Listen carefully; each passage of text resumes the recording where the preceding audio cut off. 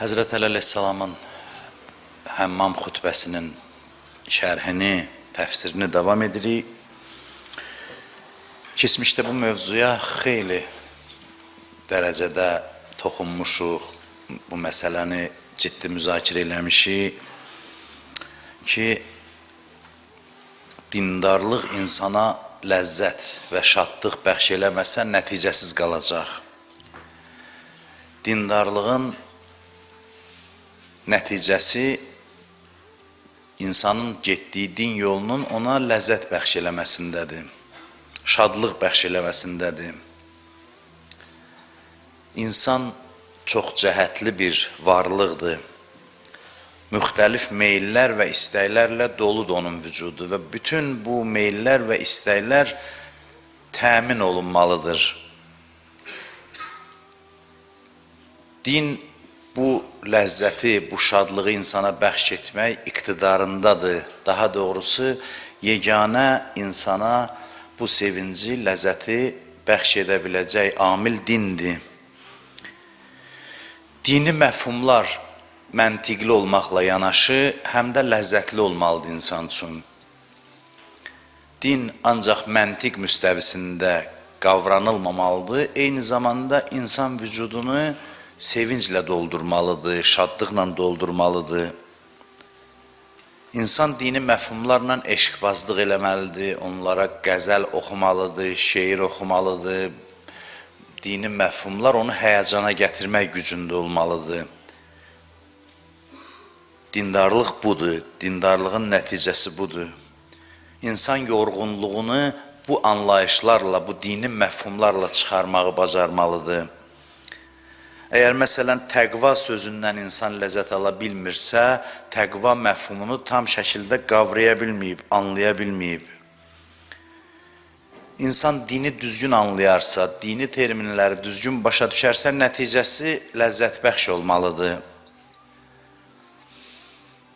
İnsana sevinc bəxş eləyən məfhumlardan biri də hidayət məfhumudur. Ki, bu xutbədə Əli əleyhissalam buyurur ki, وَالنَّشَاتًا فِي هُدَى Təqvalı adamın sevinci hidayətindədir.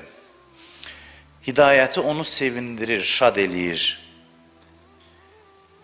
Hidayət insanı şad etməlidir, sevindirməlidir, ona sevinç bəxş eləməlidir. Keçmişdə bu barədə ətraflı danışmışıq ki, Allah insana şadlığın hansısa növünü haram eləyirsə, bunun mənası bundadır ki, Allah şadlığın tərəfdarıdır.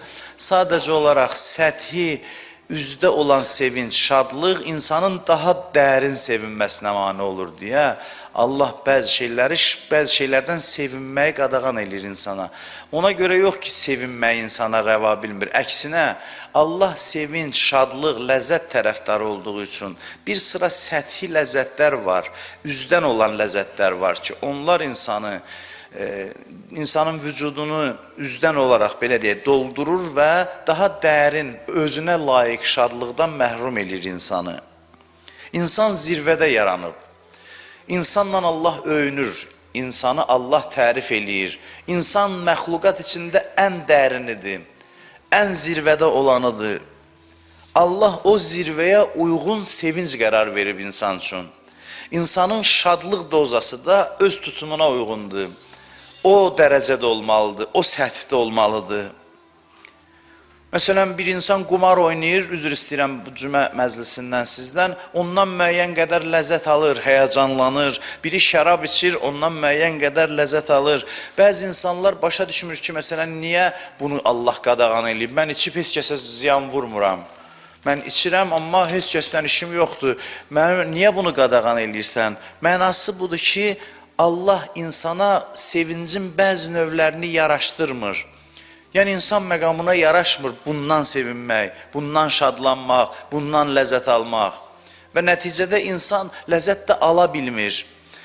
Müəyyən mənada insanı həyəcanlandırır, sonradan isə sönür və söndükdə də ardıca qəm gətirir. O sevinclər ki, o sevincin növləri ki, sönür və sonra qəm gətirir, Allah onu insana qadağan eləyir. Onun başqalarına ziyanı olsa da, olmasa da, insan olaraq sənə Allah bəzi şeyləri yaraşdırmır. Çünki sənin ziyanı vardır. Hidayət Əli əleyhissalam buyurur ki, müminin, təqvalı adamın sevinci hidayətindədir, şadlığı hidayətindədir. Hidayətdən niyə görə ləzzət var? Bunlar hamısı çox, təəssüf edirəm, vaxt yoxdur açıqlamağa, dərin bəhslərdir. Keçmişdə hamısına toxunmuşuq deyə mən ona görə üzdən danışıram bugün, çox vaxtınızı almaq istəmirəm. Hidayətin gözəlliyi bundadır ki, hidayət insana dəyər verir.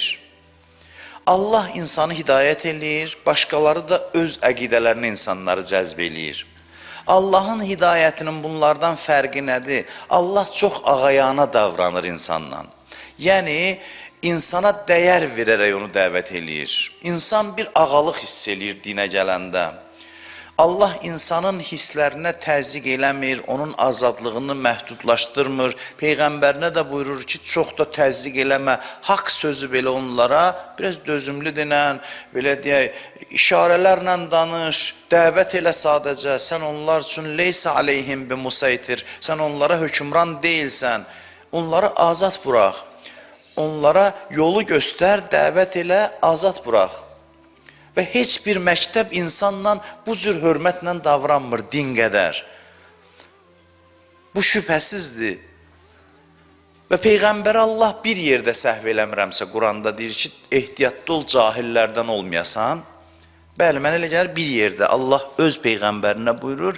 O da bu ayədir ki, buyurur və in kəbura aleykə irazuhum. Sənin üçün bilirəm ki, çox çətindir bunların hidayətdən üz çevirib getməyi. Hidayətdən üz çevirmələri sənə çətin gəlir və sən nə eləmək istəyirsən? Sən istəyirsən qəribə bir möcüzələr göstərəsən. Göyə çıxasan, yerin təkindən qəribə bir möcüzələr göstərəsən. Qeyri-adi işlər vasitəsilə, qeyri-adi işlər göstərib onları düz yola çəkəsən, hidayət eləyəsən. Sən istəyirsən ki, hər vasitəyə əl atasan, Peyğəmbərə buyurur ki, hər vasitəyə əl atasan ki, onları doğru yola hidayət eləyəsən. Ondan sonra nə buyurur? Allah buyurur ki, وَلَوْ شَاءَ اللّٰهِ لَجَّمَعَهُمْ عَلَى الْهُدَى. Allah istəsəydi, onların hamısını toplayardı hidayətə. Ondan sonra buyurur ki, فَلَا تَكُنَنَّ مِنَ الْجَاهِلِينَ. Peyğəmbər, ehtiyatlı ol ki, cahillərdən olmayasan.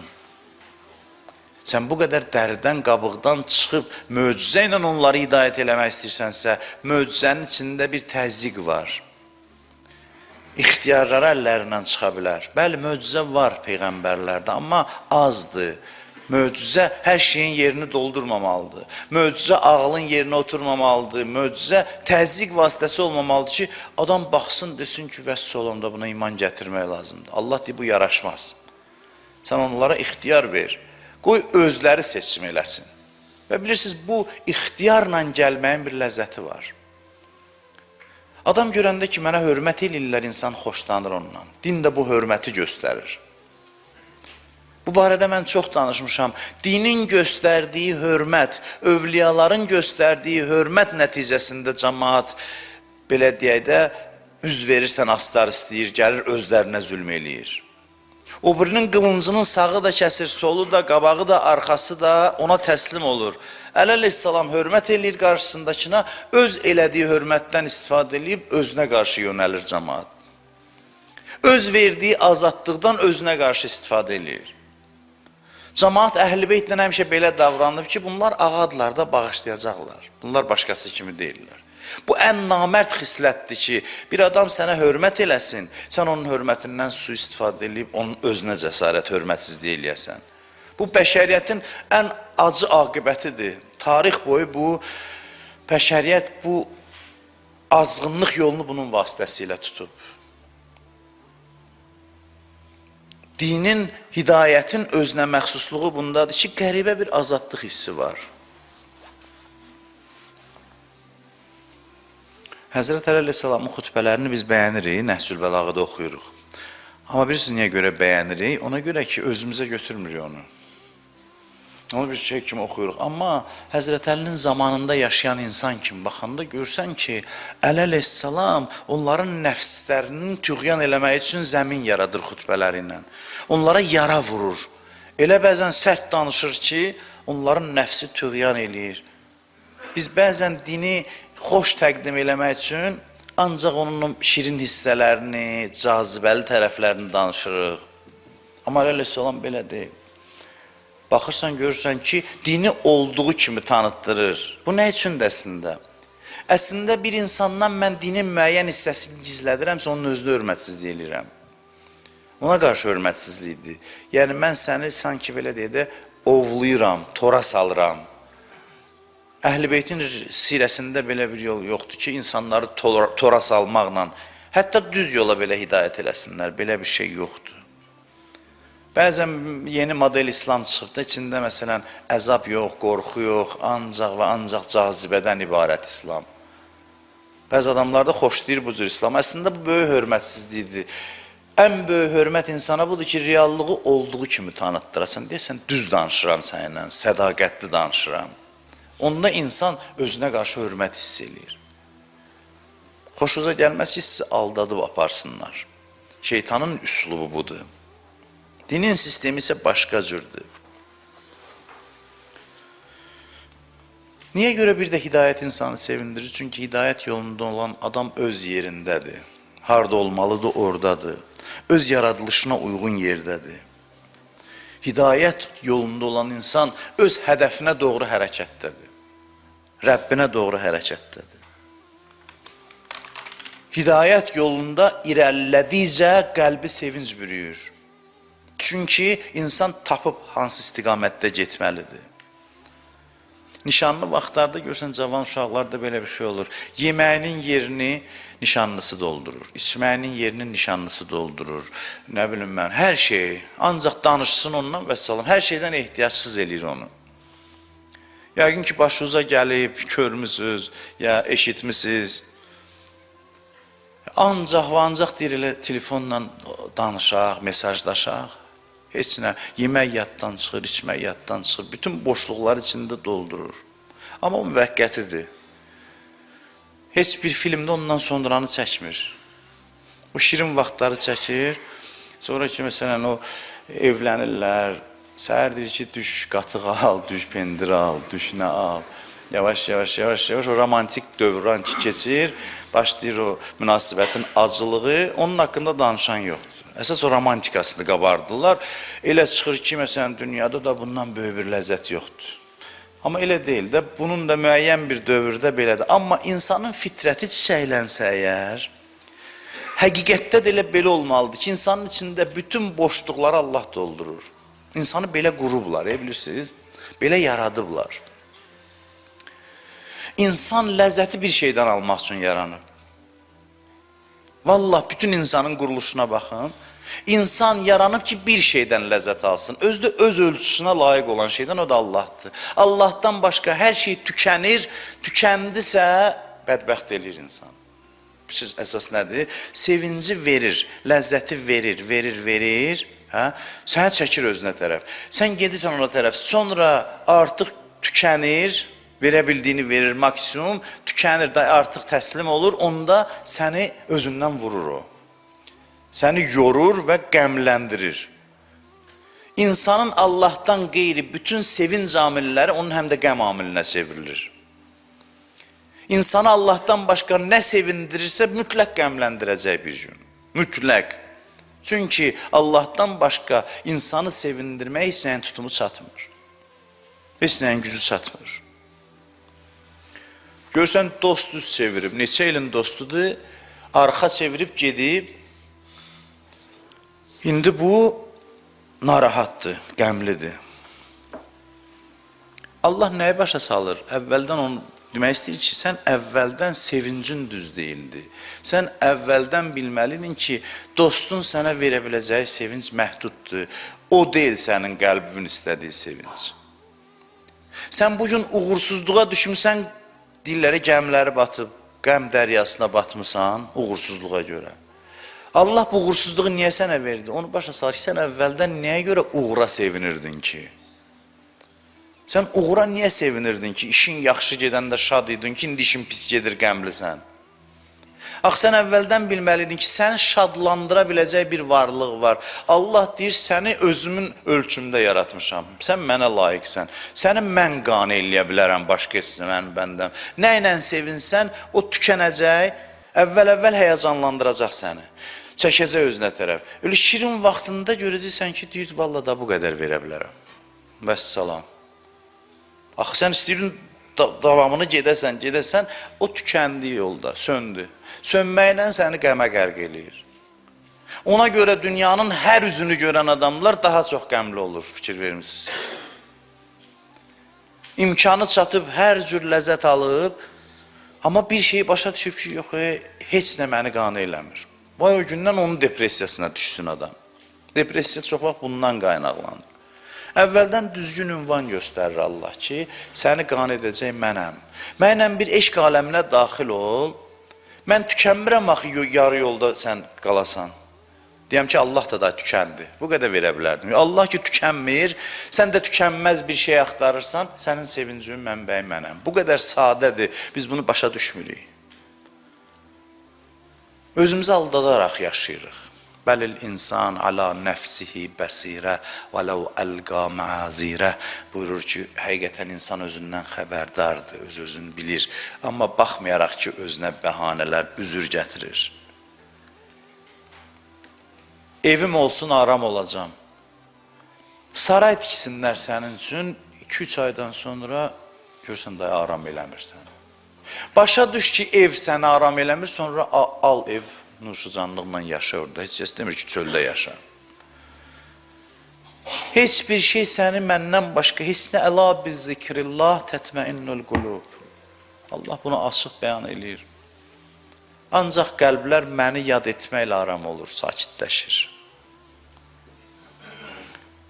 Çox daxil olmaq istəmirəm mövzuya, amma valla dünyanın özü yox, yalancı xəyalı biz özünə cəlb edir.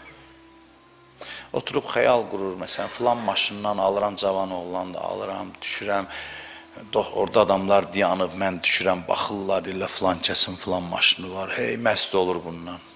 Sonra bir müddət sonra olur, görürsən ki, bir gün, 2 gün, 3 gün sənin olsun. 5 nəfər orada danışdı ki, bunun yaxşı maşını var, məsələn. Belə şeylər böyük kişiləri aldadır. Bir özü üçün xəyal qurur ki, mən kresloda otururam, zəng gəlirəm, katibə götürür, deyirəm ki, oradan çay gətir bundan. 1 il, 2 il, heç 2 il çəkmir. Neçə aydan sonra o katibənin səsi zəhləsini tökür. Başqa cür, başqa bir şey axtarır. Bax, belə şeylərin içində, arasında insan avara qalıb. Əleyhissalam buyurur ki, müminin sevinci hidayətindədir. Hidayət nədir? Allaha doğru gedən yol. Getdikcə, yaxınlaşdıqca istisi vurur, hərarəti vücudunu götürür. O eşq qəzəlləri yaranır. O arif qəzəlxanlar, şairlər var. Yazırlar, sətirlərini oxuduqca, misraları oxuduqca insan həyəcana gəlir. Onların aldığı ləzzəti o haldan heç bir varlı, zəngin, məqam, mövqe sahibi ala bilməz. Heç vaxt mümkün deyil bu. Çünki insanın sevincinin mənbəyi Allahın özüdür. Bunun üçün biraz çalışmaq lazımdır. وَالَّذِينَ جَاهَدُوا فِينَا لَنَهْدِيَنَّهُمْ سُبُلَنَا Allah Quranda buyurur ki, kim bizim yollarımızda çalışırsa biz yollarımızı ona açarıq. Kim bizim yolumuzda zəhmət çəksə, hidayət yollarını açarıq onun üçün. Biraz nazını çəkmək lazımdır. Dünya ayağına düşür. Bu biraz naz eləyir adama. Bizən bir qədər insan, bir dəfə danışmışdıqda biraz özünə layiq davranmalıdır. Göz yummağı bacarmalıdır. Naz eləsin dünyaya ki, Allahın müştərisi ola bilsin. Axırda bunu deyim, sözümü bugün tamamlayayım. Hidayətin ləzzəti həm də nədədir? Hidayət yoluna insan qədəm qoyduqda, insan ürəyində hidayət əhlinə sevgi yaranır. İnsan eşq aləminə daxil olur. Və bu eşq insana başqa bir ləzzət bəxş edir. Quranda deyirik, mən bu Əyyam-ı Fatimiyədə bu mövzuya da dolayısı toxundum ki, bir dənə vacib dua var, bircə dənə vacib dua var. O da nədir? İhdinəs sıratəl müstəqim. Bizi doğru yola yönəldi. Başqa vacib dua yoxdur. Soruşsalar vacib dua hansıdır? Denən ki, ihtinas sıratal müstəqim namazda deməliyik. Başqa bir vacib duamız yoxdur bizim. İhtinas sıratal müstəqim, ilahi bizi doğru yola yönəlt. Dərhal deyirik, sıratal ləzinə an'amtə aleyhim, neymət verdiyin kəslərin yoluna. Bu yola qədəm qoyan kimi Allah gözəl insanlar çıxardır adamın qabağına. Peyğəmbər kimi, Həzrəti Əli, Həzrəti Zəhra, İmam Həsən, İmam Hüseyin. Deyir, bax bunlarla eşq eləyə bilərsən, eşq aləminə daxil ol bunlarla. Ləzzət bunlardadır, bunların adındadır, bunları yad eləməkdədir. Həzrəti Zəhradan hədis deyim, sözümü də ondan yekunlaşdırım. Buyurur ki, İnnəs-sə'id, kulləs-sə'id, haqqəs-sə'id, mən əhəbbə aliyyən fi həyatihi və bə'də mavtih. Buyurur ki, həqiqətən xoşbəxt, tam mənada xoşbəxt, həqiqətən xoşbəxt olan insan o kəsdir ki, əlini sevsin. Bunu xanım Zəhra deyir. İstər həyatında, istər dünyasını dəyişdikdən sonra. Əlinin adında, məzarında, qəbrinin ziyarətində, məclisində ləzzət var. 3 gün biz bu məclisdə olduq, indiyəcən mənə insanlar yazır, indiyəcən. Bundan da sonra yazacaqlar. Ki, biz hansı ləzzət aləminə getdik, çıxdıq bu 3 gündə. Ki, heç yanında ləzzət təcrübə olunmur. Artıq insanlarda bu hiss oyanıb ki, Əyyam-ı Fatimiyyədə gəlir, deyib bu məclislərdə biz elə bir aləmlərə gedirik ki, doymuruq oradan. Bu həqiqətdir, bu, yəni, insan bu halları yaşayır. Ki, heç bir yerdə yoxdur, artıq yoxdur. Dünya bütün gücünü ortaya qoysa, Əyyam-ı Fatimiyyə məclisinin bir dəqiqəsinin ləzzətini artıq verə bilmir. Verə bilmir, gücü çatmır. Ona görə də hidayət yolunda olan insan bu insanlarla eşq eləyir, ləzzət alır. Ona görə İmam Sadiq əleyhissalama dedi ki, ağa, dua eləyin biz cənnətə gedək. Buyurdu ki, siz bizi sevirsiniz, bizim vilayətimizi qəbul edirsiniz. Dedi, bəli. Dedi, o zaman siz cənnətdəsiz və dua eləyin, Allah sizi o cənnətdən çıxartmasın. Bu dua belə olmalıdır ki, artıq cənnətdəsiz. Sizin aldığınız o ləzzət, sizin yaşadığınız o ləzzətləri heç kəs heç bir günah vasitəsilə ala bilməz. Şeytanın ən böyük yalanı budur ki, deyir günahda ləzzət var. Biz də əksinə göstərməkdən ki, yox, itayətdə ləzzət var, biz deyirik ki, bəli, günahda ləzzət var, düzdür. Amma sən bu ləzzətdən imtina elə, biraz əziyyət çək, əzab çək, inşallah cənnətdə sən də ləzzət alarsan. Bu sözün dəyəri yoxdur. Sən yalanını ifşa eləməlisən şeytanın. Sən niyə qəbul edirsən onun sözünü? Onun sözü yalandır. Heç vaxt Allah günahda ləzzət qərar verməyib. Heç vaxt mümkün deyil. Bir neçə dəqiqə həyəcana gətirir səni, sonra qəmi 100 dəfə ləzzətindən artıqdır. Qəm hansı qəm? Ağırlıq, qəlbə çökən o, belə deyim də, heç cür ifadə eləmək olur. Bədbəxtçilikdir də başdan ayağa. Bunu bəyəm sübut eləmək üçün uzun-uzadı danışmaq lazımdır. Bunu sübut eləmək üçün o günah əhlinin üzünə baxmaq kifayətdir. O günahla yaşayan insanların aqibətinə, 1 il, 2 ildən sonraki halına baxmaq kifayətdir. Odur ki, sözümü uzatmıram. Əli əleyhissalam buyurur ki, hidayəti, sevincləri hidayətlərindədir. Təqva əhlinin xüsusiyyəti budur ki, baxarsan, görərsən ki, şad haldadır, sevinir, gözün məstdir, məst halda yaşayır. Biri var, məst olmaq üçün nəsə qəbul eləyəsən, biri var ki, hər dəqiqə məstlik içində keçsin. Gözün xumar halda yaşayasan, keyf halında yaşayasan, amma ağlında, başında ola. Bunların ikisini uzlaşdırasan, həyatın hər saniyəsindən, hər anından ləzzət almağı bacarasan. Bax, təqva əhli başqalarından bununla fərqlənir.